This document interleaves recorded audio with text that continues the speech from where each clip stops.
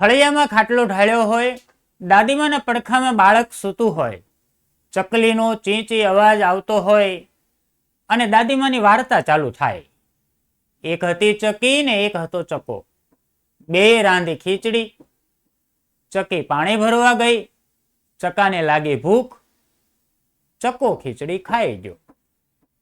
મિત્રો, તમને જરૂર તમારું બાળપણ દાદીમા અને આંગણામાં ઉડાઉડ કરતી ચકલી યાદ આવી ગઈ હશે. આજે 20મી માર્ચ વિશ્વ ચકલી દિવસ. સ્વાર્થી માનવ સૃષ્ટિએ કેવા વિચિત્ર દિવસો ઉજવવા પડે છે. ખાસ કરીને શહેરી વિસ્તારોમાં ચકલીઓ ચિંતાજનક પ્રમાણમાં ઘટી રહી છે. જે દાદીમાં જીવંત ચકલી બતાવીને વાર્તા કહેતા હતા, તે કદાચ આધુનિક યુગમાં ફોટોગ્રાફ્સ બતાવીને વાર્તા કહેવાની નોબત ન આવે તો સારું. આપણને એમ થાય કે ભલા ચકલાના તે કઈ દિવસ હોય, ચકલીમાં તે વળી નવું શું છે? નાનપણમાં કદાચ સૌથી પહેલા જોયેલું, ઓળખેલું અને એકદમ જાણીતું પંખી એટલે ચકલી. બાળક હજુ બરાબર બોલવાનું પણ ન શીખ્યું હોય અને બાળકને પૂછે કે ચકલી કેમ બોલે, તો તરત કહે છે ચી ચી. ચકલા, ચકલી કે ચકીબેન એ ફક્ત એક જ દેશનું કે ભારત દેશનું જ પક્ષી નથી, પરંતુ વિશ્વભરમાં સૌથી વધુ જોવા મળતું અને માનવ વસ્તી સાથે હળીભળી ગયેલું સૌથી સામાન્ય પક્ષી છે. એક સમયે ટોળા બંધ જોવા મળતા આ નાનકડા પક્ષીઓ આજે જીવન સંઘર્ષ માટે ઝઝૂમી રહ્યા છે. અને કમનસીબે પક્ષી હારી રહ્યું છે. આ ટચુકડી ચકલીઓ આપણા પર્યાવરણ અને ઇકોસિસ્ટમને ખૂબ અગત્યનો લાભ આપે છે ને અગત્યનો ભાગ ભજવે છે. તેમને લુપ્ત થવા દેવું એ આપણા પર્યાવરણને પોસાય એવું પણ નથી. ચકલીને આપણી સાથે ગોઠી ગયું છે. એમના માટે માનવ વસ્તીથી દૂર રહેવું, જીવવું એ શક્ય જ નથી. માંડ 10-20 સેન્ટીમીટરની લંબાઈ ધરાવતા આ પક્ષીએ વિશ્વના બધા જ દેશોમાં વસવાટ કર્યો છે.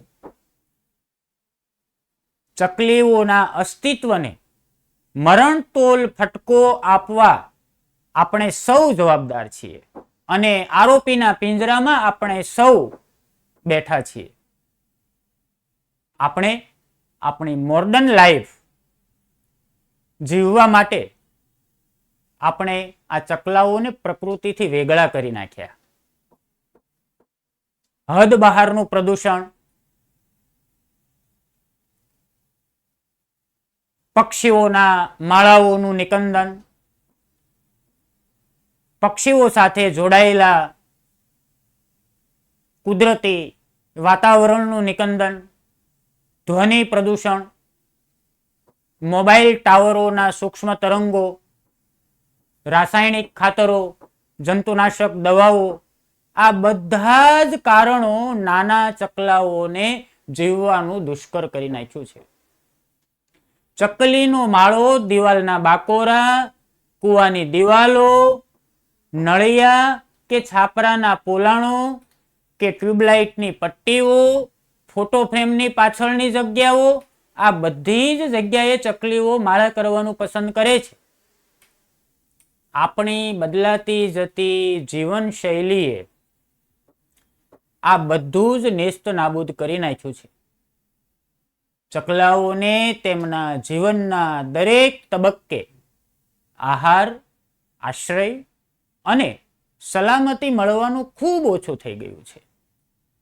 હજુ થોડા વર્ષો પહેલા આપણા ઘર, ખેતર, વરંડા, બગીચા ફરતે મોટા ભાગે મહેંદી, થોર, બોરડી અને બાવળ જેવા છોડ અને વેલાઓની કુદરતી રીતે બનેલી વાડ કરવામાં આવતી હતી. ચકલા માટે આ કુદરતી વાડ આશીર્વાદરૂપ હતી. કુદરતી વાડમાંથી ચકલાને કીટકો, ઈયળો, પતંગિયા, ફળો જેવા ખોરાકનો જથ્થો પણ મળી રહેતો હતો. આવી વાડ ચકલાઓને રાતવાસો કરવામાં પણ દુશ્મનોથી બચાવતી હતી. હવે કુદરતી વાડનું સ્થાન દિવાલ કે લોખંડના તારની વાડે લઈ લીધું. એટલે જ ચકલાના બચ્ચા મોટા થાય એ પહેલા તો કાગડા, સમડી, બિલાડા જેવા શિકારીનો ભોગ બને છે. એક અંદાજ મુજબ ચકલાના બચ્ચામાંથી માંડ 25% જેટલા બચ્ચા પુખ્ત બને છે. શહેરોમાંથી તો ચબૂતરાઓ પણ અદ્રશ્ય થઈ ગયા છે. ચોખલિયા એજ્યુકેટેડ લોકોને તો ચકલાઓ ગમતા પણ નથી. કાશ ઘરની આધુનિક ડિઝાઇનમાં પણ ક્યાંક પ્રકૃતિ અને પંખીને ગોઠવી શક્યા હોત તો. તમે તમારા બાળકોને તમે સાંભળેલા ગીતો સંભળાવવા માંગો છો. અમે અમારા સમયમાં દાદા અને દાદીમા પાસે સાંભળ્યું હતું કે ચક્કી ચોખા ખાંડે, પિતાંબર પગલા પાડે, રાજ્યો ને ભોજ્યો, ટીલડીનો ટચાક્યો. ચકલીને બચાવવા પક્ષી પ્રેમ કેળવીએ. ચકલી માટે ઘરની અગાસી કે ફળિયામાં પાણીના કુંડા રાખીએ. દેશી અને ફળાઉ વૃક્ષો વાવીએ. ચકલીને બચાવવા થાય તે બધું જ કરીએ. અંતે મિત્રો, ઉમાશંકર જોશીની પંક્તિ યાદ કરીએ. વિશાળે જગ વિસ્તારે નથી એ જ માનવી. વિશાળે જગ વિસ્તારે નથી એ જ માનવી. પશુ છે, પંખી છે, પુષ્પો છે, વનોની છે વનસ્પતિ. વિશાળે જગ વિસ્તારે નથી એક જ માનવી. પશુ છે, પંખી છે, પુષ્પો છે, વનોની છે વનસ્પતિ. આપ સૌને ચકલી દિવસની શુભેચ્છાઓ અને આવો ચકલીનું સંવર્ધન કરીએ, ચકલીનો બચાવ કરીએ. નમસ્કાર.